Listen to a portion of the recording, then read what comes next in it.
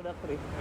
Kawan-kawan yang saya cintai, saya dan Ibu Menkyu mendampingi Yang Terhormat Bapak Presiden menerima Menteri Lingkungan Hidup dan Iklim Norwegia, Bapak Andreas Eriksen.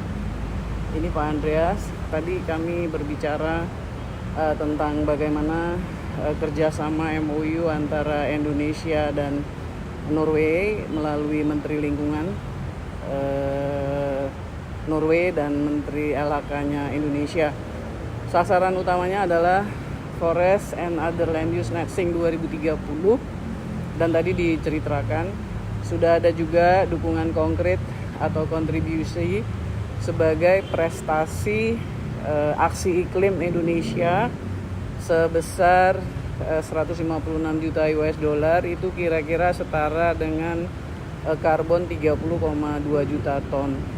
Ada beberapa hal tadi dibicarakan. Tadi Yang Terhormat Bapak Presiden juga appeal kepada Norway untuk memberi pemahaman dan persepsi yang tepat agar tidak terjadi diskriminasi terkait dengan sawit.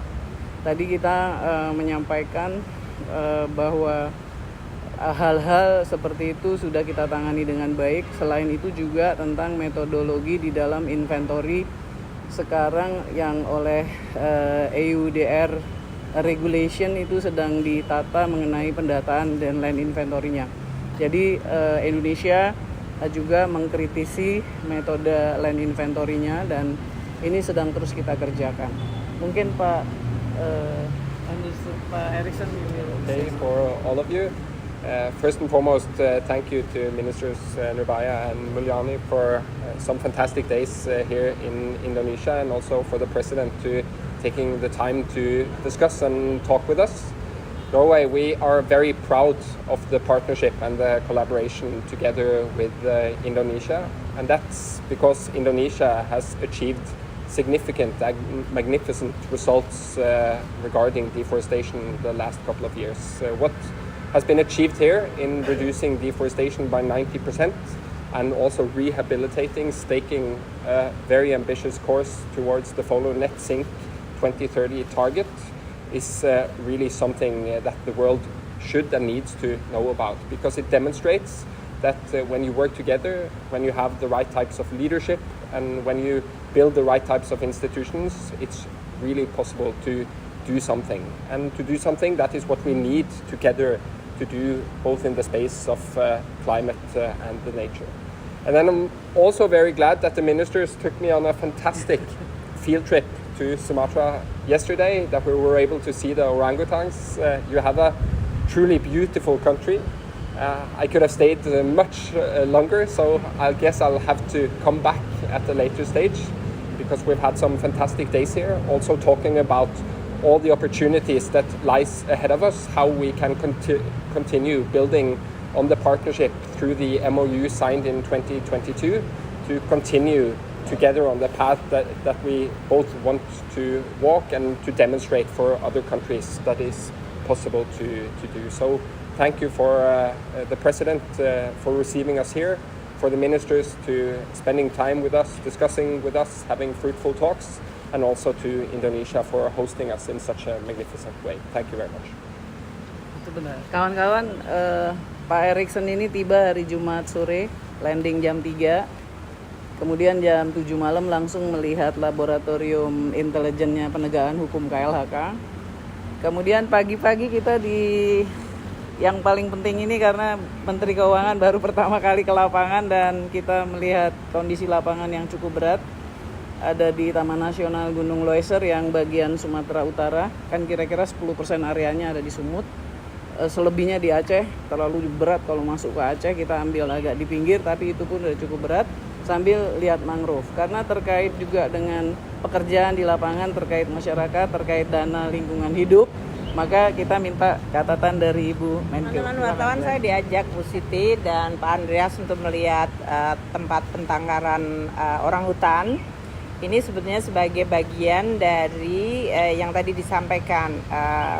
Pemerintah Norwegia adalah salah satu negara yang memang memberikan perhatian terhadap bagaimana pelaksanaan Indonesia sendiri ya, komitmen untuk tadi forest dan land use dan penurunan CO2. Dan mereka seperti kita ketahui telah mempledge 1 billion US dollar yang selama ini hanya bisa di withdraw kalau ada performance-nya. Makanya disebut result based payment. Nah, dalam hal ini sejak 2014 tadi yang disampaikan oleh Minister Andreas Eriksson adalah Indonesia mampu menurunkan deforestasi dan mampu mencegah berbagai kejadian yang memperburuk kondisi. Makanya CO2 reduction-nya itu bisa dihitung. Dan dari perhitungan ini 2014 hingga 2016 ada penurunan CO2 sebanyak 20 juta ton yang kemudian dikompensate dengan payment melalui REDD Plus. Itu yang kemudian dikelola oleh BPDLH, Badan Pengelolaan Dana Lingkungan Hidup. Kalau dalam bahasa Inggrisnya, Minister Eriksson mengetahui sebagai Indonesia Environmental Fund. Nah, yang paling penting ini BLU BPDLH yang ada di bawah Kementerian Keuangan, tapi pengarahnya ada Bu Siti, ada berbagai menteri yang lain. Itu sudah dipercaya oleh internasional sebagai institusi yang mampu mendeliver secara efisien, akuntabel, transparan dana-dana tersebut berdasarkan result. Dan ini tentu membuat kita makin mampu untuk bisa memanfaatkan sumber-sumber dana dari luar negeri. Seperti diketahui BPDLH itu tidak hanya menerima dana grant dari Norway, tapi juga ada dari Bank Dunia dan dari filantropis yang lain.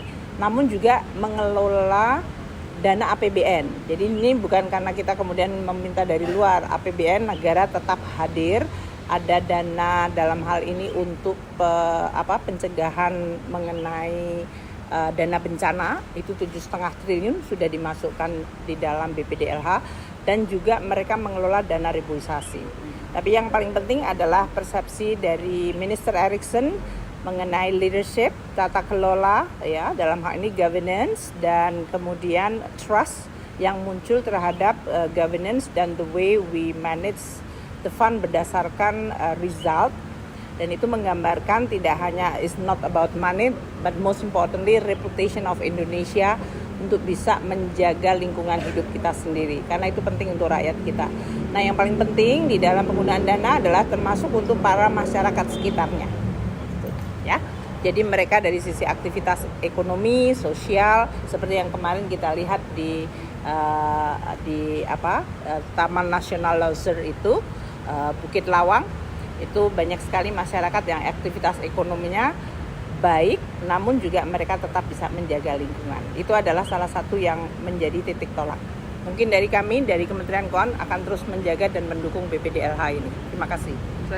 Saya kayaknya mesti nambahin deh sedikit, karena tadi Bu Menkeu nyebut-nyebut penurunan emisi. Saya mungkin harus melaporkan bahwa emisi aktual itu kan artinya emisi yang keluar karena aktivitas seluruh sektor. Jadi ada dari kehutanan, dari kebakaran hutan, dari energi, dari industri, dari sampah dan lain-lain. Itu dari tahun ke tahun itu naik. Tapi yang harus dihitung adalah emisi dibandingkan dengan kalau kita kagak ngapa-ngapain gitu. Sekarang kan kita banyak kebijakan, Bapak Presiden ada kebijakan ini, kebijakan itu, sehingga emisinya bisa dikurangin. Nah, saya mau kasih datanya dikit. Dari tahun 2020 emisi kita yang turun itu 945 juta ton. 2020, 2021 889 juta ton. 2022 875 juta ton.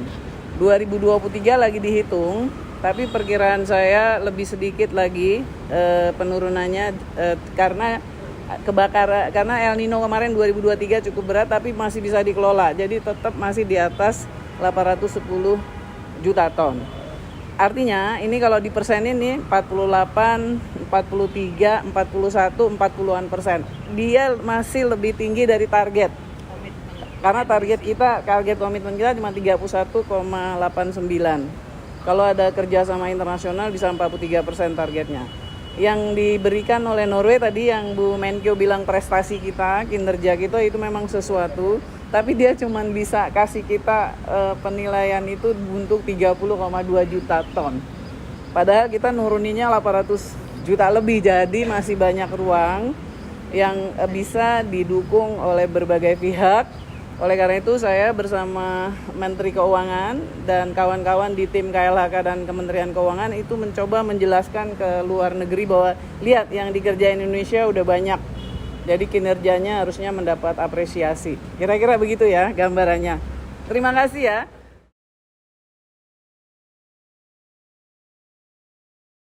Jelajahi cara baru mendapatkan informasi. Download Metro TV Extend sekarang.